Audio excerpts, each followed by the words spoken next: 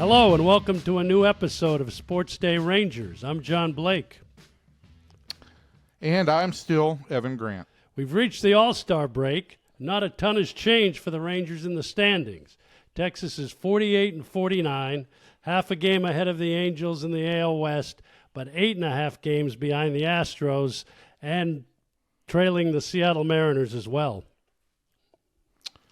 The Rangers have climbed to within 3.5 games of the Mariners for the third American League wildcard spot after a 5-5 West Coast road trip that wound up with their first trip to the brand new Dakin Park. So that's a new stadium you're going to have to get to, John. Yep. Like Dakin Donuts, right? No, it's Dunkin' Donuts. Dakin Donuts, right, Dakin right. Park. It's a new stadium in Houston. Looks a lot like Globe Life Field. Or Enron Field. So today we'll assess where the Rangers are ahead of a critical homestand that includes a 3-game series against the best team in baseball, but the Tigers will be coming in with a 4-game losing streak. We'll also talk to Rangers Hall of Famer and one of the best players ever to wear a Rangers uniform, Josh Hamilton. And we're going to revisit some of the highlights of that memorable home run derby in 2008. And you're going to talk about some other some other All-Star game memories in the always popular archives in Arlington. If you are listening for the first time, let's get this out of the way because Josh Hamilton does not wait. I feel like we're burying the lead. We're talking to Josh Hamilton this week. But if you are listening for the first time, this is our weekly spinoff of the Dallas Morning News SportsDay Insider podcast. You can find it in the SportsDay Insider feed wherever you consume podcasts, and you can get 2 podcasts, 2 for the price of none. If you want to interact with the show, you can follow both of us on X. I'm Ranger Blake, and he's Evan_P_Grant. And you can reach out to the Dallas Morning News on any of the paper's social media channels. You know me. I'm always willing to respond on Twitter. John ignores people. Evan has a lot of constituents, but that'll be a story for another day. So we've reached the All-Star break. Rangers are 48-49, Evan. They went 5-5 on the trip, took 2 out of 3 in Houston. Where do you assess this team here at the All-Star break and 97 games into the season? Well, I think there's 2 ways to look at it, John. I mean, I kind of wrote this at the end of the first half that, you know, if you take the 30,000-foot view, 48-49 is not where this team expected to be. Third place or third place in the American League West and 5th place in the wild card standings, not where this team expected to be. This team expected to be contending for an AL West championship, and at the moment, that's not the case. But I'm also going to look at it from a little bit of a granular view, and that is that this team just finished a really arduous stretch of the schedule. They played the last 37 games leading up to the All-Star break. 25 of those were on the road, and as we know, this team has not played well on the road for much of the last 2 years. They went 19-18 in that 37-game stretch. They did go 5-5 on this 10-game road trip, and you and I both know how hard 10-game road trips are on teams, especially when you add that third city. Add an exponential factor when you add in that the third city was Houston, where they went down there. They've had a horrible time, and they went down there and they won a series. So I feel like this first half has been perplexing, confounding, frustrating. You can use any word you want to use, really. But at the same point in time, I think you have to look at this last 6-week stretch and say it's been at least a little bit encouraging. What do you look at like in July now? If you look at the games in July, the Rangers are tied for first in the majors in runs. Now, I know that's a little bit misleading because of a couple of games, but they're hitting over 270 in that stretch, which is in the upper top 5 of the league. So offensively, I think you've seen some positive things. And the lineup, and they're not doing it with the long ball necessarily. They've been doing it more, being able to move the line along and playing a little better fundamental baseball offensively. I know before Saturday's game in Houston, they were hitting .379 with 2 outs and runners in scoring position, which is a situation that had absolutely befuddled them all the first half. They had a really rough game on Saturday night. 19 strikeouts, no walks, 2 for 17 and runners in scoring position, and still went to the bottom of the 11th with a chance to win that game. Had they won that game, would have been the second time in history a team won a 19 strikeout game with no walks. So they were fighting the odds there. What I did like was they were down in the 8th inning in that game, and they came back to tie it. What I did like also is they came back on Sunday, and they got back to their more productive and efficient ways. They scored in the first inning with a big the second inning with a big 2-out hit with a runner in scoring position. They manufactured a run with Alejandro Osuna and a sacrifice fly. For me, the Rangers did more things that suggested the resilience that Bruce Bochy likes to talk about. They've talked about resilience all first half. I'm not sure I saw a ton of resilience until the last week, when even in the losses, it seemed like the Rangers got down and battled their way back. So 4-day All-Star break for essentially the entire team. Jacob deGrom is going to Atlanta, but the only real action will be when he tips his cap during the introductions. Who do you think can use the rest during this break? With the bullpen, obviously, which was running on fumes a lot here over the last 10 days. Well, let's just face facts, John. I mean, the All-Star game, the best part of the All-Star game is when players tip their hats. And now that they're wearing their own uniforms again, it's going to be it's a fun moment. After that, the game, there's no real chance for guys to excel because they basically all take one at bat, and then you give way to the reserves. So, and in Jacob's case, he ain't going to top what he did, with the exception of an immaculate inning. I mean, he had a 10-pitch strikeout the side inning in 2016. So, all things concerned, Jacob is in the right place and doing the right thing. We can argue about Nathan Eovaldi, who really, pitching-wise, his numbers suggest that he should be in the All-Star game. To answer your question, this is by and large the answer. This bullpen needs a rest. In a lot of ways, this bullpen, I asked Bruce Bochy about this on Sunday, this bullpen has been a victim of its own reliability. The Rangers have 6 guys who have pitched in 35 or more games this first half. They've all stayed healthy. They've all answered the bell. And as you've gotten into the latter stages of the first half, some of that workload came down, on them. Also, you tried to manage deGrom's innings a little bit more in the last stretch of the first half. Eovaldi was coming back from his IL stint, so he was shorter.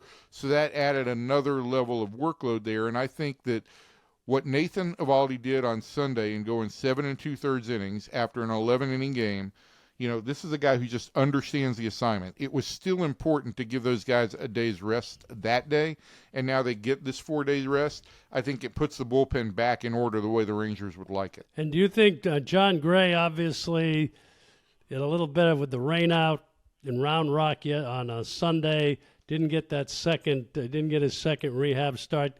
Can Rangers expect John Gray here in the second half to provide them a boost out of that bullpen? I think, look, they're still going to – what makes sense is to bring him – to prepare him as a starter, and that means getting him up to 5 innings, okay? But I still think that as things stand right now, the likelihood is that John Gray is going to come back and help this bullpen as a multi-inning guy. Maybe a 2-inning guy, maybe in some cases a 3-inning guy. But the first thing you've got to do is you got to build him up to more than an inning or two. And that's what the Rangers are going to do the next 10 days. They could bring him back the last week before the trade deadline if the first 10 days of the second half go really poorly and maybe show him off for some teams as a potential trade piece. Or they could, get to August, keep this team together and say, we're going to put John Gray in the back of the bullpen, and hopefully at that point in time, Josh Sborz has made a little bit more progress in his rehab, and maybe they've got 2 reinforcements coming for the bullpen, which is the biggest place this team needs to add at the deadline anyway.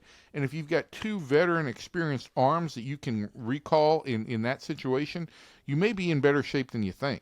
And just one other question here about the schedule. You mentioned the Road Warriors here over the last 37 games. Coming into the start of the second half, 18 of 24 will be at Globe Life Field. Now, there are some tough customers in that stretch with the Tigers and the Yankees and the Phillies. And even the Braves obviously are always dangerous, but it does give the Rangers a chance here to make a little hay at home. Listen, over the second half of the season, the Rangers have more home games than any team in the American League. They have 36 of their remaining games at home. Yes, the Tigers do come in, but they start the second half with a 10-day homestand with Detroit, the Athletics, who have no home, and Atlanta. And as good as the Braves have been traditionally, they are struggling this year. And the Braves may start to peel some pieces off this year as well. You've got a right around the deadline, right as the deadline hits, you've got that 4-day series in Seattle, which is going to be huge for the Rangers at that point in time. But to your point, John, even though the schedule is hard in the second half in terms of winning percentage, I'd much rather have a home field advantage over the stretch of the second half than having to play a significant number of games on the road. Let me just point out one other fact. One of the teams the Rangers need to catch up to in the wild card race is Tampa Bay. Tampa Bay played a preponderance of their games at home because of the hurricane and weather situations in Florida in the first half. I think there's a 9-game difference in home and road splits for the Rangers and the Rays in the second half. I think it's 4 or 5 games with Seattle. I don't have the numbers in front of me right now, but they've got a significant advantage there, and it does create some opportunities for the Rangers to make up ground. The one thing I don't like is that there aren't a ton of games for the Rangers against these teams that they're chasing in the wild card race. They don't have any more games with Tampa Bay. They don't have any more games with Boston. So they're going to have to play really well. It's a challenge. They put themselves in this position with their poor play in the first half, but there is an opportunity for this team to play better. Well, we'll see what happens here out of the break. Big homestand, as we've discussed. So let's move on to the most excitement, I think, on this podcast. I'm really excited about our guest on the podcast. It's Josh Hamilton. He's one of the best players I've ever seen, a perennial MVP candidate on the Rangers' first 2 World Series teams. And we'll talk to one of the most popular Rangers of all time coming up next.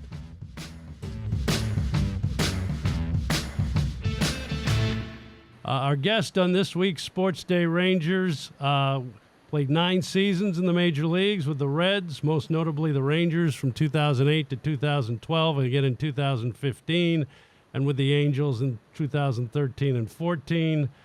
With Texas, was a 5-time All-Star, started 5 consecutive All-Star games, 3 Silver Sluggers, has the 3rd highest all-time slugging percentage in team history at .542 and an OPS at .901. Led the American League in RBIs and total bases in 2008 and was the 2010 American League MVP with a .359 average, still a club record, and was the ALCS MVP that year when the Rangers defeated the Yankees.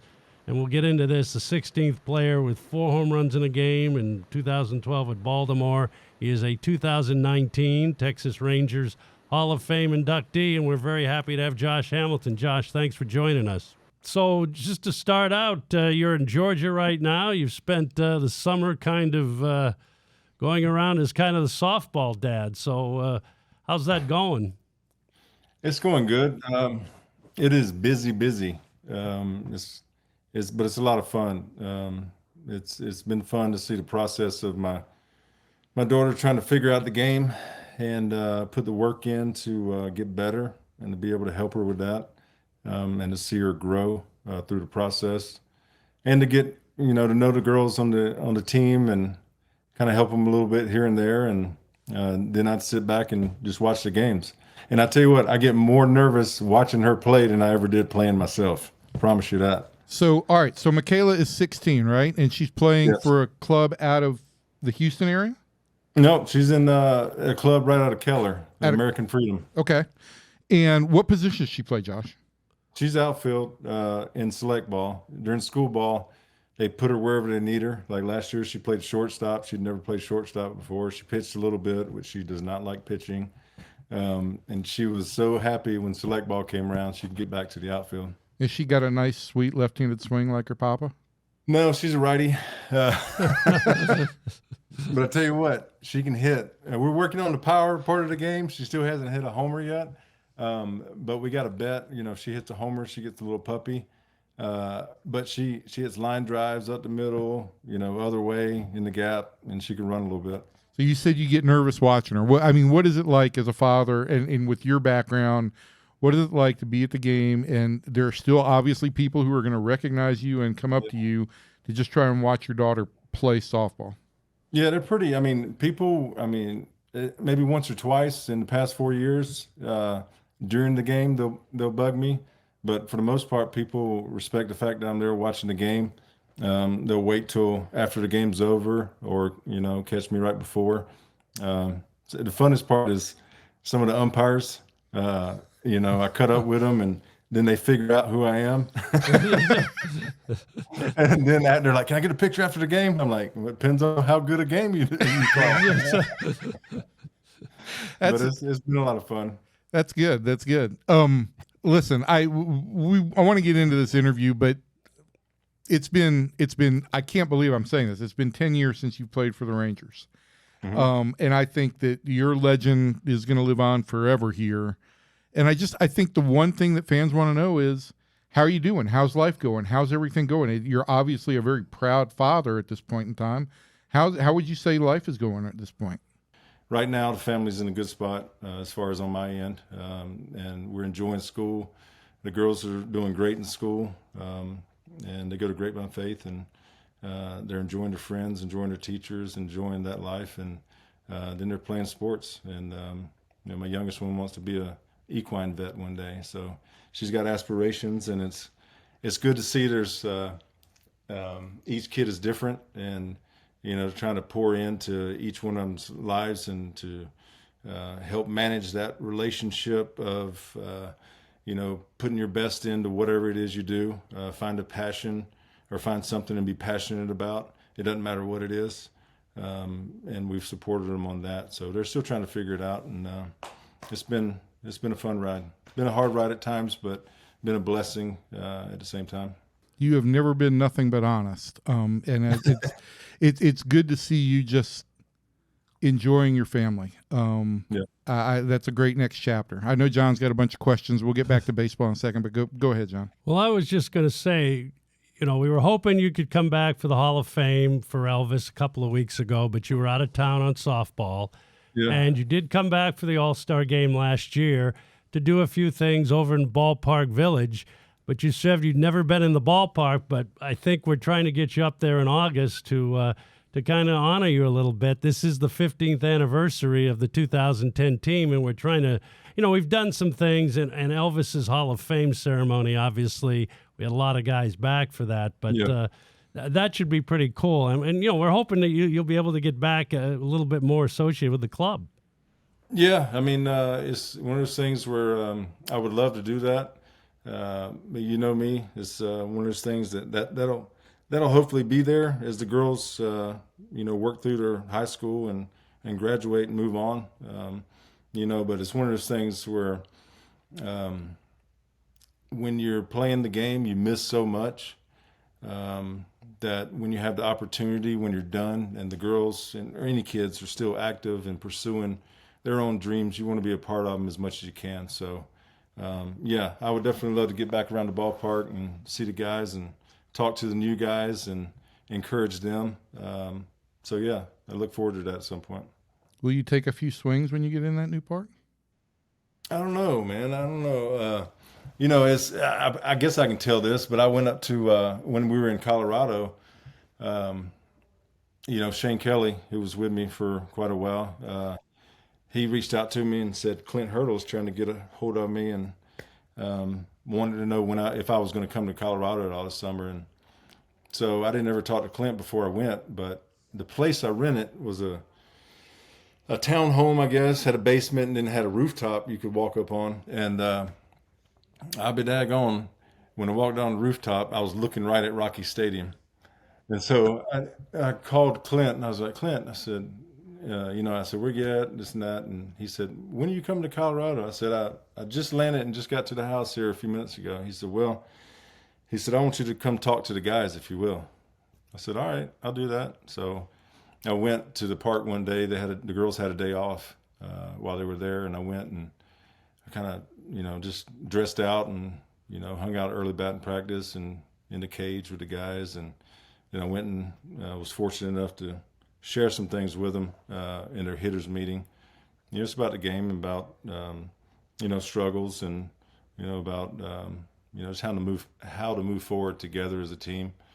And it was a whole lot of fun. I don't watch baseball since I've been out. I haven't watched baseball, but because the more I watch it, the more I want to be around it. And so I was like a little kid in the candy store, back at the in the batting cage. And I wasn't supposed to, because I had knee surgery, in November, a big one, and I'm still doing rehab with that. But I had a scope done in my left one 10 days before I was there. I may have jumped in the cage and hit a few off the tee and rolled over on the first one. That was the only one I rolled over on. I think that would be. I think if you came and took a BP session, that might be a ticket selling opportunity. I think a lot of people would like to see that. And speaking of BP, I think that, look, we're having you on at this point in time for a specific reason. We're right up against the All-Star break, and I thought John should have just introduced you as like the guy who authored more incredible moments in Rangers history than anybody who has ever come before. I want to talk to you about the 2008 Home Run Derby, because it was just such an incredible moment. I think the greatest moment in Home Run Derby, and I just watched the video again of the whole performance. What do you remember? Like, what sticks out for you about that night in Yankee Stadium?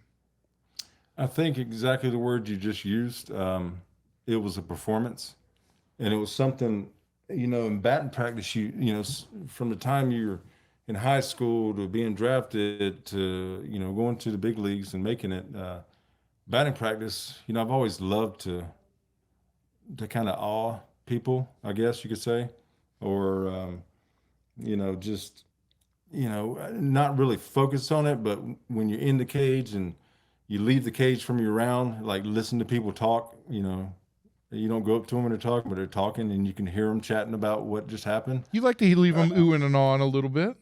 Yeah. And so, you never, it wasn't until I got to the big leagues of Cincinnati that I saw a former player, and I can't remember who it was, but he was like, yeah, I used to come out in the minor leagues when you were playing early on and watch you take batting practice. He said, and then the second day, the whole team was out there because I said, have you guys seen this?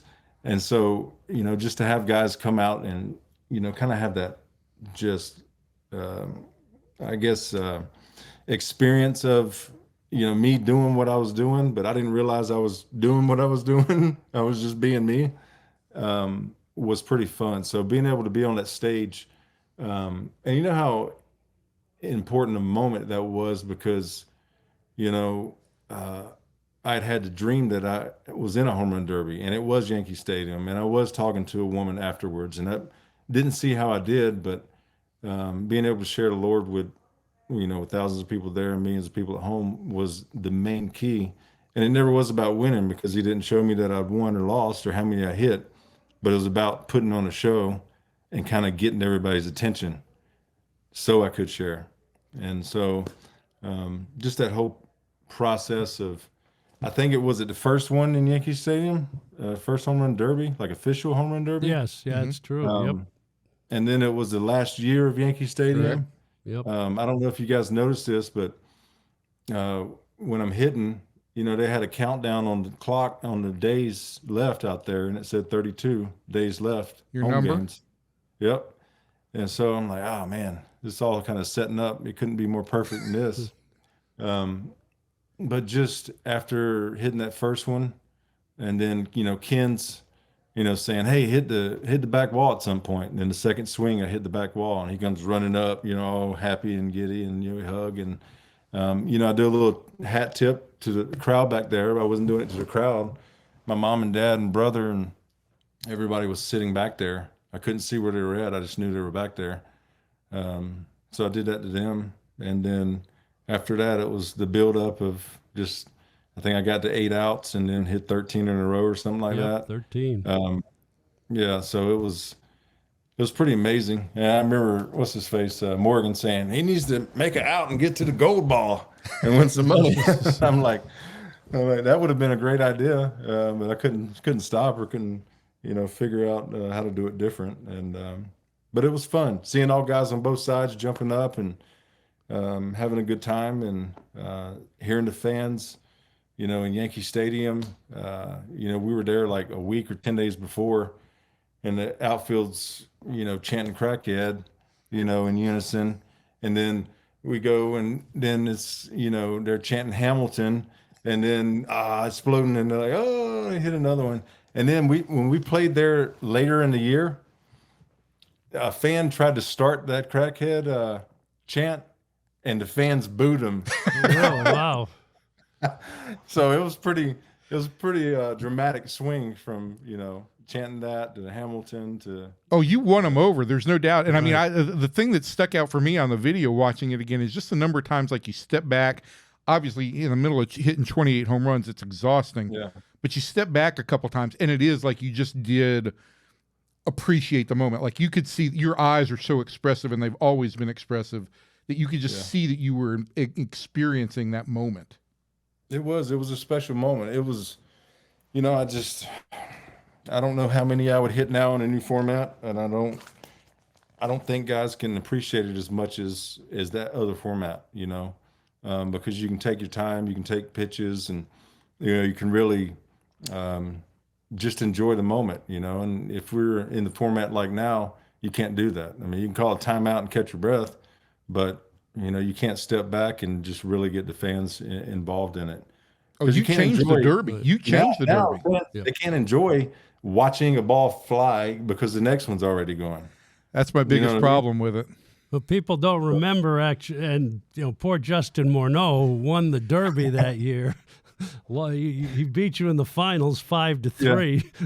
I talked to Morneau about that last year with the All-Star game in Arlington. I talked about it and how he felt like the bad guy. He knew he was going to win, and he felt like the bad guy at that point in time. Yeah. No, I think he was the guy who was supposed to be in that moment because he handled it with such dignity, and I mean, he just was humble about the whole thing. And I saw him at the hotel when we got back. We actually walked in together, and when we got in the elevator, I said he was holding the trophy, and he had a like a little velvet like type sack over it or whatever. I said, let me look at it, and he pulled it down, and I said, that's awesome, man. I said, congratulations again. He said, you too, man. He said that was an awesome show. Josh, you start with that moment, and I've said this to people. I don't know. You're among the greatest players I've ever watched. I don't know if I can categorize 1 through 5, but I do know this for a fact. You authored more incredible moments than any single player I watched. You had that knack for the ability to just, in the biggest moments, deliver these incredible performances. You thrived on that, didn't you? I mean, how much did that kind of get you going? It did. As a player, you should want to be in those moments. I mean, you think about back to playing in the yard as a kid, wiffle ball, whatever. I mean, you say these crazy moments out loud, and I think sometimes guys forget that they grew up that way, and sometimes they get overwhelmed by just pressure, I guess, in general. The atmosphere. I mean, because nothing changes in the game. Everything's the same between the lines from the time we were T-ball to the big leagues. The only thing that changes is your surroundings, how big the stadiums are, how many people are watching. So if you can focus on that moment, and I had moments where, I was put in pressure situations where maybe I wasn't having, maybe I was in a slump, or maybe things weren't going the way I wanted them to go, but was still able to, quote unquote, clear the mechanism, I guess you could say. Like For Love of the Game?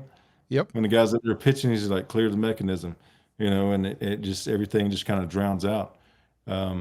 So it's, Hey, I remember, before that All-Star game in '08, I came up against what's the guy's name? Closer for the Angels.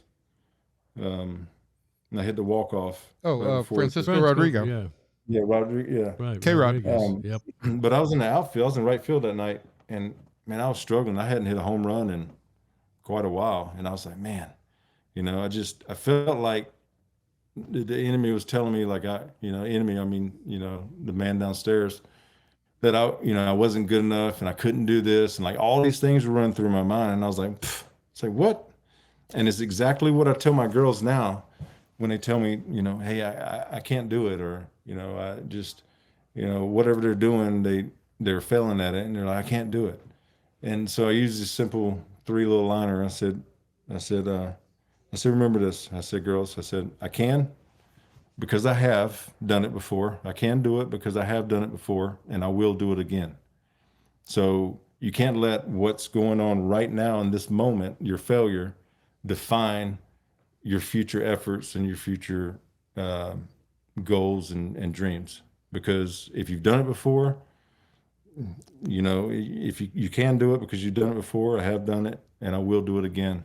And that's kind of the mentality you have to have. And that's the great thing about baseball is, and especially, as you get to a higher level, you do it so much. The day before, it doesn't matter because it's gone and over with. You got a new chance at it today. So I think that's why I was able to do what I did, because I had a memory like a goldfish, 10-second memory. It's necessary in this game. It really is. What was it like? Those 10, 11, and 12 teams, I mean, Ranger fans still gravitate to that. And every time, we put a guy in the Hall of Fame or whatever from that era, and these guys, they still have that chemistry. What was it like for you playing with that group of guys?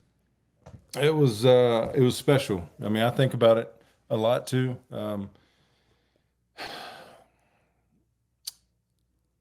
I mean, when you talk about sports teams, you can have all the talent in the world on a team, but if they don't buy into it together and they don't love each other and have each other's back, they're not going to succeed like they're capable of. And those 3 years, the guys we had and the guys we added bought into it, and it didn't matter if you were a starter every night or the guy that came off the bench. Everybody had that equal, everybody was equal. If a guy came off the bench, all the starters were cheering for him wholeheartedly and meant it. Everybody was engaged, and being able to, come up with some stupid, funny claw and antlers and all that stuff, and getting the fans involved in it.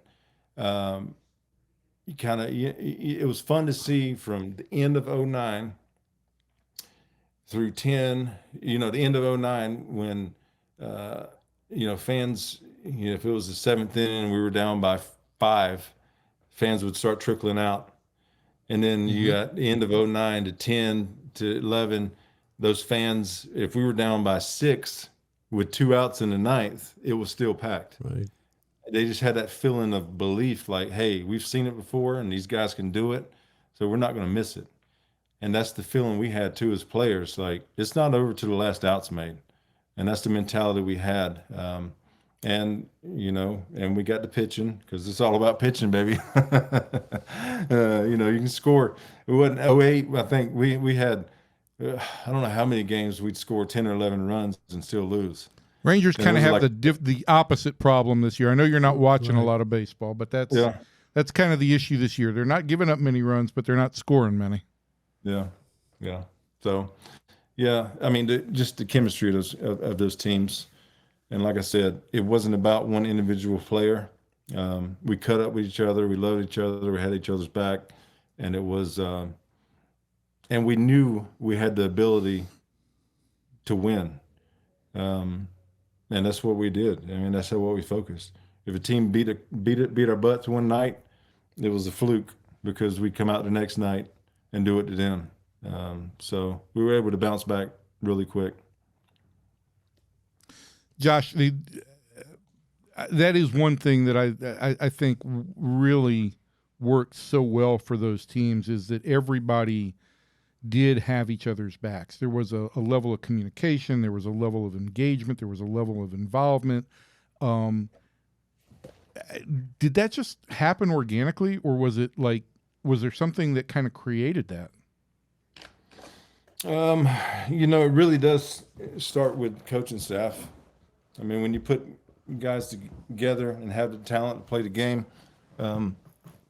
we police ourselves to a certain point, but you have to have the leader and a coach, a bench coach, first base coach. I mean, everything has to work together because we interact with the coaches just as much as we do each other. And so if we feel like those guys have our back, it takes pressure off us as players to just be who we are and to put the work in and to want to put the work in because you want to play. You want to put the work in if you want to play for somebody.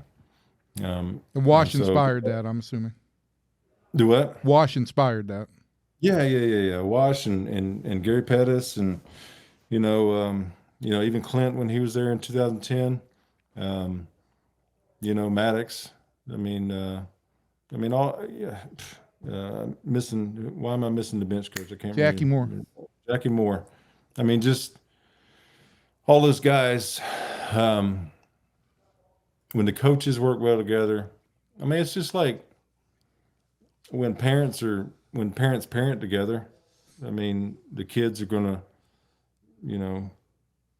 get what they need in a home environment, and that's when you got good coaching staffs. That's what they're doing. We're grown men, but I mean, we're still playing a kid's game, and for them to figure out how to put it all together and run the lineups out there every night, and give guys days off when they need them, and still win ball games. And you had a special group of players too. It was an amazing group. It was. I mean, it really was. I mean, from 2000. I mean, even go back to 2008, we had a good group of guys. We were just missing a couple, 2 or 3 key players. But to think about Vladdy and 10, and just it was fun, and getting Lee and Cliff and some other pitchers is John and JD and Nolan. They did a good job from the top down putting things together, sure, and making it work. So you came back, and Evan mentioned this a little earlier. 10 years anniversary of that 2015 team. You were able to come back to the Rangers and trade with the Angels.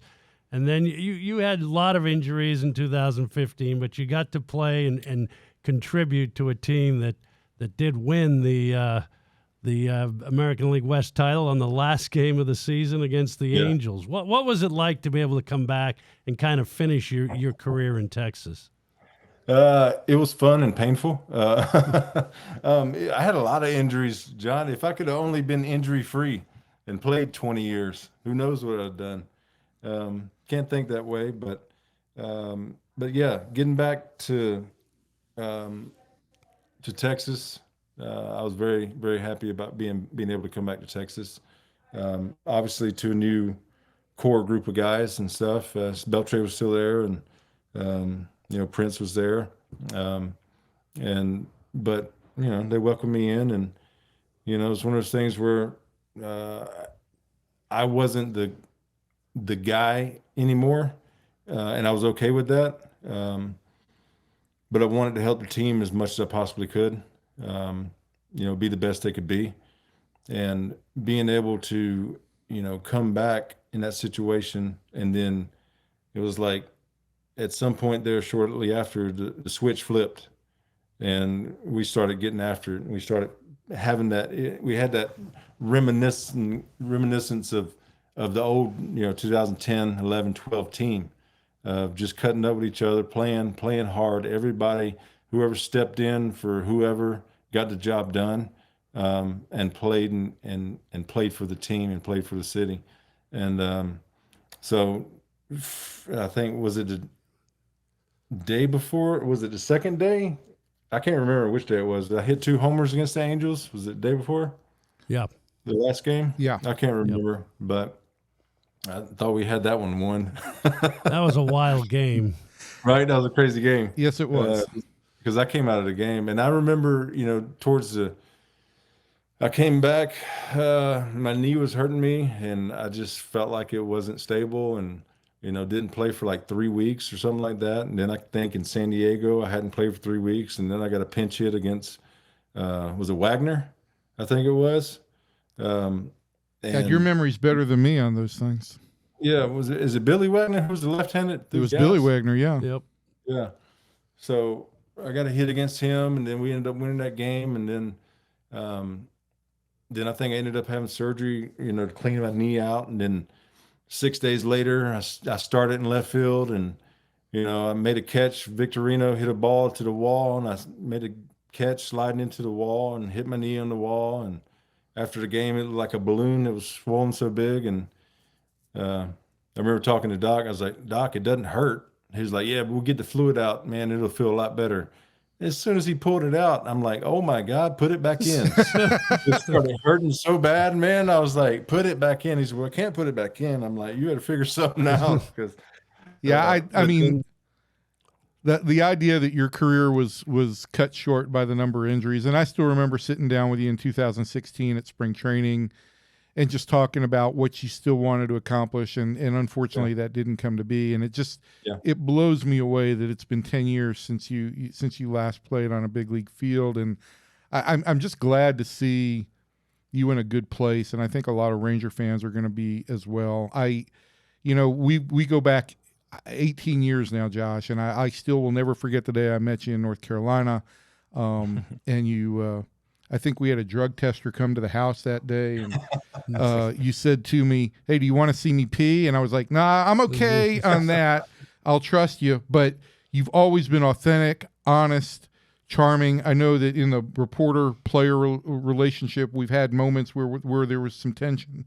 But my goodness, what a tribute, or what a treat it has been to watch your career. And I think it's a real treat to see you now really taking joy from being around your daughters. I'm glad you're in a good place, man.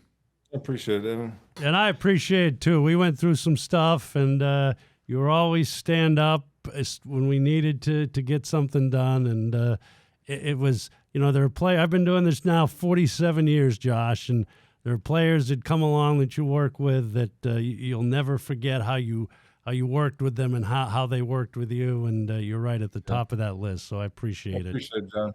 You guys and fans don't realize, they think I struggle like all the time. Those were like just moments. When I struggled, those were one-off things, and it wasn't like it was an everyday. Oh my God, he's falling off. No. It was like, okay, circumstances and situations, of my life, I allowed to take over instead of working through them.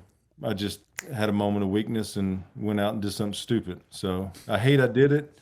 But, I also, like John said, always fessed up to what I did. And because it was something that needed to be said to help somebody else who was having a hard time at some point there. So both you guys, it was fun. I picked with y'all sometimes, and y'all are good sports about it. But I always have fond memory of you guys too. And thank y'all for making it a little bit more fun to come to the park.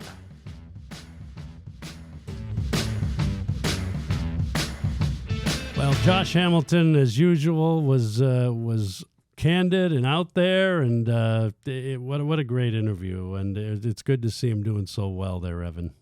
It really is. I'm just happy that Josh is enjoying life. Well, let's tackle the archives in Arlington for this week, and since it is All-Star Week, and crack open the vault, right? And thank God that it's not last year when we were hosting this. Let's look at some quick All-Star memories from the Rangers, and I'm just going to run through a few of these that meant something to me. The Rangers in their early days didn't have a lot of All-Stars. 1989 was really the first game. We had two starters that year, and Julio Franco and Ruben Sierra. Nolan Ryan was the winning pitcher, pitched 2 shutout innings and became the oldest winner ever. And then there were MVPs in 1990. Julio Franco won the MVP with a double in Chicago. And then we get to 2003, which was a game that I will always remember, and Major League Baseball brings it up time and time again whenever they see me. Hank Blaylock came up as a pinch hitter in the bottom of the 8th inning at I guess at that point, I don't know what it was called. Still Comiskey Field at that point. Right. Comiskey Park. Comiskey Park, the new Comiskey Park. Hit a 2-run homer off Eric Gagne, pinch hit homer in the bottom of the 8th to give the American League basically the game-winning home run. They'd been down in this game 5-0, and that was the year Gagne, I think, saved recorded 45 consecutive save opportunities. He was converted. He was automatic. Amazing. So the MVP vote comes out, and Garrett Anderson, who was 3 for 4 in the game, and he hit a home run in the 6th inning or something that made it 5-1. American League came back after that, and he was named the MVP. Well, as the PR guy, and I was on site, I was not real happy. And that was the first year that MLB.com was giving part of the vote to the fans. Well, they opened it up in the 6th inning. So Garrett Anderson was getting all those votes, and by the bottom of the 8th, the voting had pretty much been decided. So I was in the press box. I went down, stormed on the field, and saw Rich Levin and Pat Courtney. From Major League Baseball. From Major League, and they could see me coming. And it was, I told Hank I did everything I could, but Garrett Anderson won the MVP. I still don't know. I mean, people have seen you on TV, slashing your throat and other things, but I don't know that anybody quite knows the explosiveness of the John Blake temper at the peak of John Blake's career. So just understand that, in the Major League Baseball offices, it is kind of legendary that they have to manage John a little bit. And that was a bad one. I'll admit that, and probably one that I will regret. But I still to this day believe that he should have been the MVP of that World Series. And then All-Star game. All-Star game, sorry. And then, of course, 2006 at Pittsburgh. Well, Alfonso Soriano wins the MVP at Houston. Had a couple of hits and everything. It's a non-entity of a game. And then 2006 at Pittsburgh, Michael Young hits a 2-run triple, game-winning triple off Trevor Hoffman in the top of the 9th inning. And then what most people don't remember, like we talked earlier, 2 years later, he hit the game-winning walk-off sacrifice fly in that 15-inning game at New York in 2008.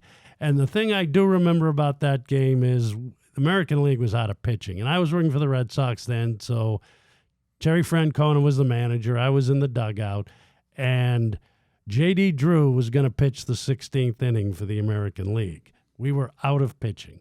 And ironically, J.D. Drew was the MVP of the game. He hit a 2-run homer to tie it in the late innings.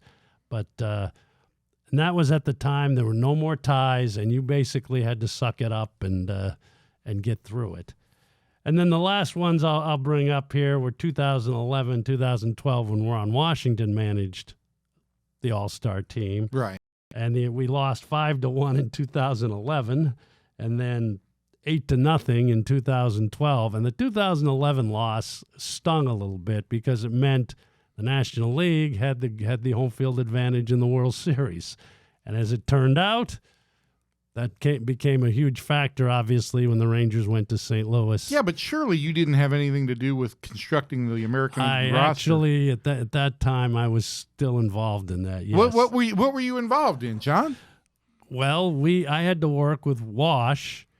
At that time, the manager was still doing the pitchers. Yes.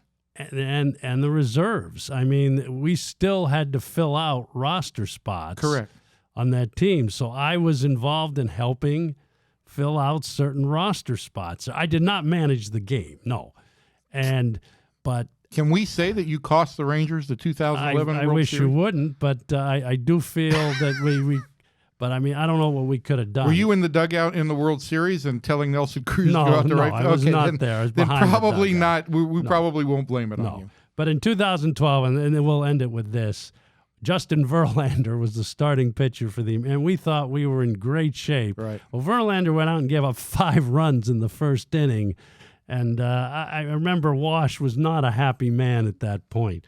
And we had 8 All-Stars that year. I mean, we were well represented in that game. But and then, of course, now they've changed the rules, and the manager has nothing to do with it. But back then, I still felt like I had a little part. Yeah, So, it's weird. The 2 All-Star games, the 2 Ranger All-Star appearances or 3 that I recall are Blaylock's home run, Michael's MVP performance in the triple, and then Michael's sacrifice fly to win the 08 games. Nothing else outside of Josh's All-Star, the home run derby performance, really sticks out for me. I will say this, there was that moment that you had, I think, 6 All-Stars on the field in 2023. Right. And Adolis and Randy Arozarena had kind of traded great moments and great catches in the first inning there. Those moments stick out, but yeah, none of those guys had any factor in the game, if you remember. Right. I mean, we didn't get a hit. I don't think we had a hit Right. among the 5 position players. But for me, that is the thing. The All-Star game has become it's always been an exhibition, but it has just become kind of a parade of we're going to run a guy out. You can clap for a guy. He'll take an at bat or he'll pitch an inning, and that's it. Or we'll stick a microphone on him in the outfield. Right. I mean, that's what it's kind of turned And so the into, game has, too. and even to Josh's point, like the home run derby, he changed the home run derby. It changed because of him, and it hasn't changed for the better. To his point, watching guys continue to swing and not knowing where the flight of the ball is, it's hard to follow. Right. For me. Now, there's a different generation that really enjoys all of this. They like the instantaneous. But, Home runs. I have lost some romanticism over the home run, over the All-Star game entirely. I will say this, that aside from the national anthem last year, I thought that the Rangers' performance and everything that went on here was a really nice show. Well, you couldn't blame the national anthem on us. Give us credit for the first pitch ceremony. So that's going to do it for this week. Thank you for joining us on Sports Day Rangers. Don't forget to check out more sports content from the Dallas Morning News, Sports Day's Insider. My podcast with columnist Kevin Sherrington appears in the same Sports Day Insider feed every week. And if you have any questions for us, and again, we didn't have much time this week, I think we're still going to try to do that. You can ask us on X. I'm at Ranger Blake. I think people are sending them in via snail mail. Right. And Evan is at Evan P. Grant with the 2 underscores. It's at Evan_P_Grant. Anyway, thanks to Josh Hamilton for joining us this week. It's a fantastic interview. Great to catch up with him. John and I will talk to y'all next week.